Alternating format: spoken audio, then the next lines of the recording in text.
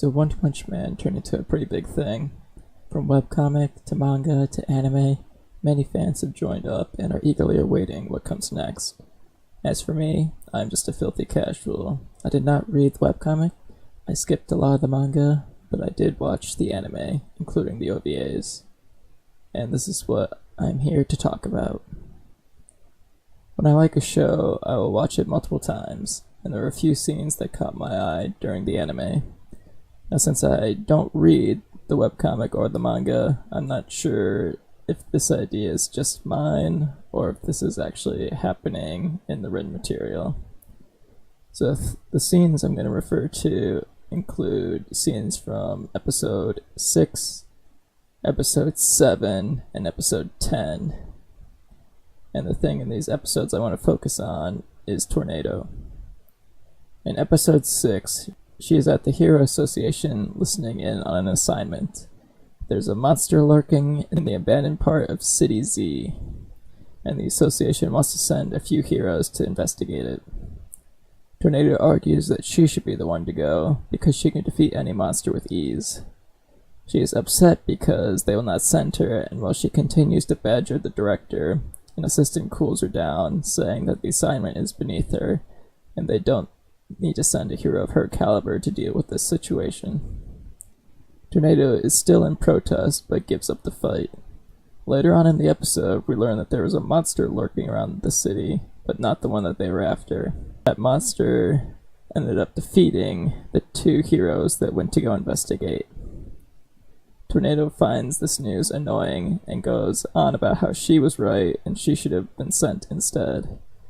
The episode by itself just shows how much of a hothead Tornado is and what she thinks of the lower ranked heroes. The next episode, episode 7, has a large event happen. Tornado is not a part of this episode, but a large meteor is. The crisis that the Hero Association attempts to avert is a Category Dragon, this meaning it is an event that will devastate multiple cities. The event is a meteor headed for Earth. The association was monitoring the large meteor and noticed it had shifted its course, and its new path was straight for City Z. Now, these two episodes do not mean much together with the scenes I have focused on, but now we get to the third. In episode 10, it had an interesting start. The episode begins with Tornado being sent to deal with a large monster. She is an S-class hero, ranked second out of all the other S's, so this task should be simple for her. The task is not as important as how she deals with it. In order to finish her job quickly and get back to the association headquarters, she uses a large meteor to completely destroy the monster and the surrounding area. After I saw that scene, it got me thinking about the previous episodes that I had mentioned. Tornado is an extremely powerful S-class hero that uses her Esper powers to fight evil. She is also known to be very hot-headed and temperamental. Going back, in my eyes, the events unfold as this. Tornado is eager for action, to improve and prove her strength to others. There is a monster that has been lurking around the abandoned parts of City Z for some time, and no one has been able to locate or deal with it. The association is not sure exactly what it is, so they send out some lower-ranked heroes to investigate. Tornado is offended by this because she believes she's the only one needed for this job. After the two heroes sent encounter a monster, not necessarily the one that they were looking for, Tornado goes on about how she was right and she should have been the one to handle this sort of thing.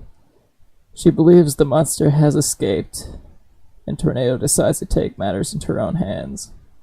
Since the monster had talked about other monsters gathering in the abandoned city, and that there were rumors of an even greater threat that the monsters were fearing, Tornado sends a giant meteor to deal with the problem once and for all.